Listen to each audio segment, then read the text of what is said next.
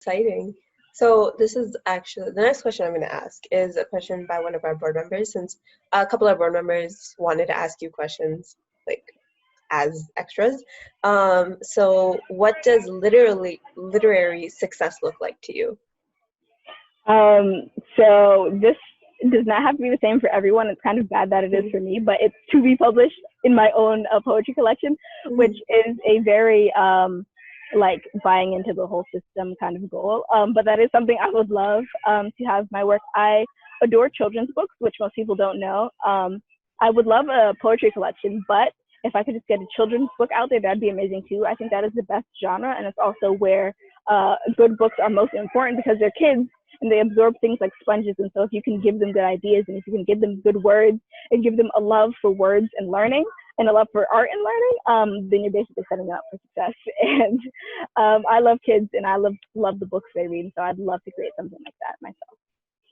That's really cool. Especially, I like your point about like how kids absorb everything and like writing good books for them is like super important because that's their learning process and like growing up, that's what their values will be.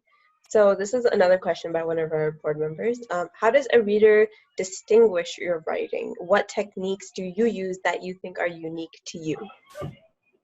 So this is not really a technique I use, but it's something I've been told I do. And I've never actually been able to get out of the form of doing it. But so when I write, people say even when I write prose, it flows like poetry. And I don't know how or why that became a thing. But for a long time, I only wrote poetry. And so when I moved into prose, people just tell me that it flows the same. And I think that's a cool thing in most instances, but I've also tried to break away from it and found that I haven't been able to. So it's definitely something very distinct about the way I write. And I think it just came from writing poetry for years before I even tried to write anything else. So that's definitely one thing. I also try, I tell my siblings this a lot. When I was younger, I discovered that I really liked words. And so I experimented with them a lot, and I found new words that I thought tasted and sounded and felt good in my mouth, and I used them as much as possible. And so one thing that I think is kind of stands out about my work is that I use a lot of descriptive words, a lot of adjectives, even when I don't really need to, because I think it's really fun and I think it's cool. Thank you so much for that. So that concludes the first part of our interview. Now I'm just going to ask you some questions that are actually from the audience. So this question is from Batul Rizvi, and she asks, does writing poetry ever become a mechanical or robotic process, or is it more impulsive, guided by emotions? So the simple answer is yes, it does become mechanical and robotic sometimes. And when that happens, I put down my pen. Because I don't like the way that feels, or I close my laptop. Because I don't like the way that feels, I feel like it's not authentic to me, and it becomes a matter of me forcing myself to do something, which I don't want to do. And so I generally will put down my pen, and I'll give myself some time, and then if I still have this idea or this want to talk about the thing that was in my poetry, then I'll go back to it. But once I get to that level, I just give myself a break, because obviously I'm tired.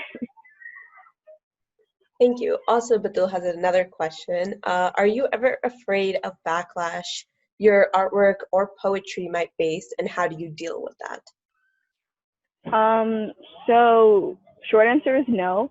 I think generally in walking through life, I've been put through some, bright headlights. I've been put through some trying situations because of the way I look and because I'm visibly Muslim and also Black and female. And so the way I handle people having taken issue with what I create is also the way I handle those situations, which is generally nothing you say will make me feel ashamed of who I am.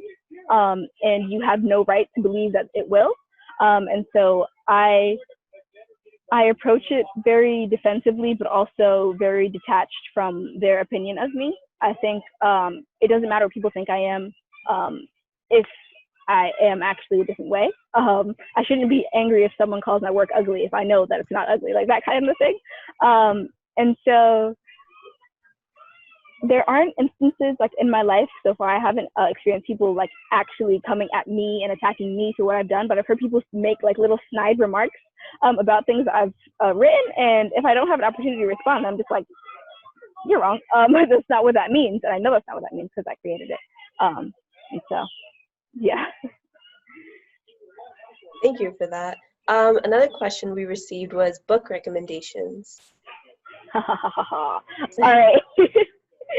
So this is a difficult question because I'm not allowed to say this because I'm a writer, but I don't read that often, which is a horrible thing for any writer to do. When I was younger, when I was developing my voice, I read all kinds of stuff, but these days I don't be having the time. But so real quick, I want to go over some things that I've found that I like, but there aren't many. So one, poetry collections. I absolutely love and adore them because they're just good. So literally anything by Langston Hughes. I have this tiny little collection called A Dreamkeeper and other assorted poems. And so it's this whole little series of a lot of his shorter poems. And they're amazing because he's my top poet. So they're amazing and fantastic. And I think that even the smallest ones are gems, and they're like little gems that you can carry around in your pocket and remember when you need them, because his poetry is amazing. Also, big one, I've been working on this series for years, and it's called The Wheel of Time, and it's fantasy fiction because I love that, by Robert Jordan, and the last half, because Robert Jordan died, it was finished by Brandon Sanderson, and I think it's an amazing series, and he kind of draws you into this world that he builds himself, and so it's fascinating, and like the description and the cultures that he gives his people and the characters, and it's amazing. I've been working on it for a long time. Each book is like 800 pages or more, but I love it. Let me see if I can come up with a third.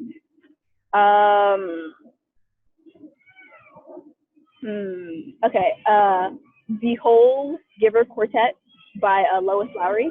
I don't think it gets enough what is it, hype about how good it is. I think it's absolutely amazing, and the stories are different, but they're interconnected and they're deep and they're emotional, and I love them so much. When I finished that series, I almost cried, and books don't make me cry, so that's a sign that it's really good. And yeah, I think that's the end of my list. Thank you so much. I'll actually look into those books because I read sometimes. So a question that we got was, are you a button poet or do you like button poetry? I adore button poetry. I am not a button poet.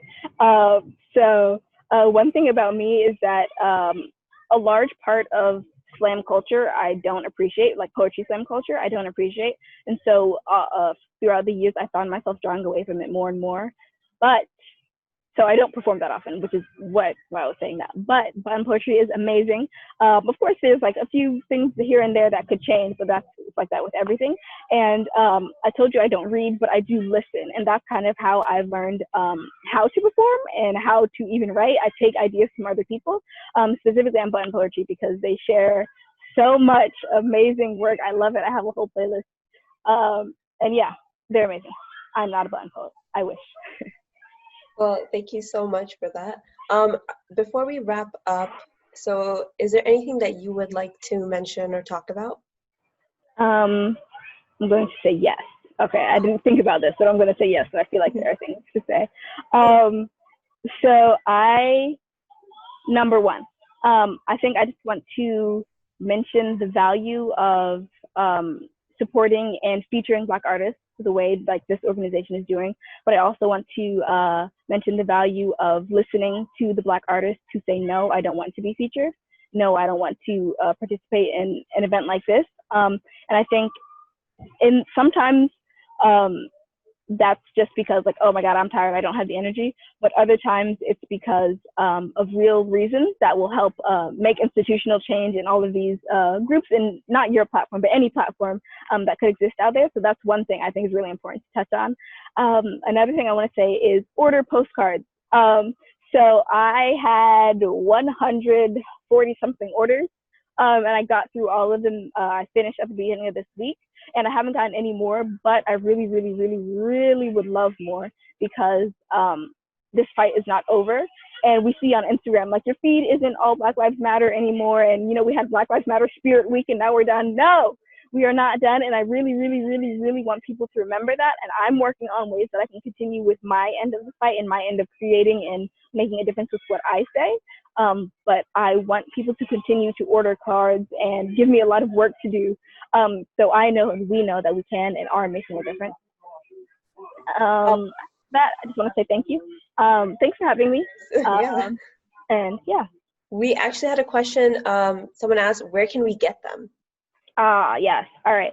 So I'm gonna put it in the chat. It's just my website. It's Sasa Sasa Aakil Aakil .com. And you go there and you hit shop all, and then you can see the postcards and you can order them. And there are red ones to send to anyone, and blue ones to send to police departments, and yellow ones to send to your friends and family and tell them that they need to join the fight. So there it is. Yeah, you can also follow me on Instagram. But that's how I've found to make a difference. And I found that it's helped a lot of people. So yeah, go ahead, order postcards. It'd really be great.